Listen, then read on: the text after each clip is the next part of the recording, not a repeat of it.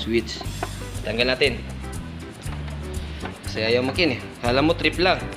No? Di pala.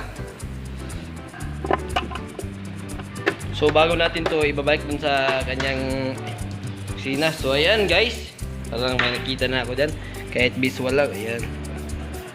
Nasunog na yung wire niya guys. Ayan. Ayan. Sira na. Ayan guys. Sunog ko. Kahit testiran mo yan. Wala na yan. Testiran mo. So off yan. Naka-off. So wala. Iwan na natin. So wala talaga. Yung kabila. Wala na. So yung sira nito guys is kanyang switch lang. So ayan, papalitan natin guys. Ayan guys, nakabili na tayo ng replacement na switch. So ayan guys.